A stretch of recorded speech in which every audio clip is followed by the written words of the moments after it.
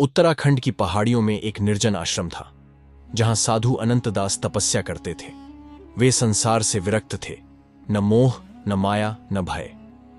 दिन भर ध्यान में लीन रहते और रात को चंद्रमा की शीतल छांदनी में वेदों का पाठ करते।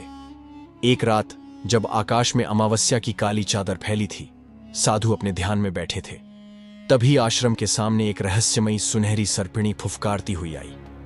उसकी आंखों में अग्नि थी, शरीर पर स्वर्ण जड़ित शल्क थे और उसका हर फुफकार मंत्रों सा गूंजता था। वो बोली, हे तपस्वी, मैं यहां तुम्हारी परीक्षा लेने आई हूं। साधु ने आंखें खोली, पर कोई भय नहीं दिखा। उन्होंने शांत स्वर में कहा, परीक्षा किसकी? उस आत्मा की जो पहले ही परमात्मा में विलीन हो चुकी है। सर्पिणी हंसी, अगर तुम इतने ही विरक्त हो तो मेरी एक शर्त मानो। आश्रम के पीछे जो काल वृक्ष है, उसकी छाया में 7 रातें बैठो। जो वहां बैठता है, उसकी सबसे गहरी इच्छा सामने आ जाती है। साधु ने चुनौती स्वीकार की। पहली रात साधु को अपने बचपन की भूख दिखाई दी। वह दिन जब भोजन न मिलने पर मां ने खुद भूखा रहकर उसे खिलाया था। दूसरी रात उसे यौवन की वह स्त्री दिखाई दी जिससे उसने विवाह से पहले प्रेम किया था और फिर सब छोड़ संन्यास लिया। तीसरी रात उसे राजमहल की छवि दिखी। वह राजा बनने वाला था, लेकिन तख्त छोड़कर तपस्वी बन गया।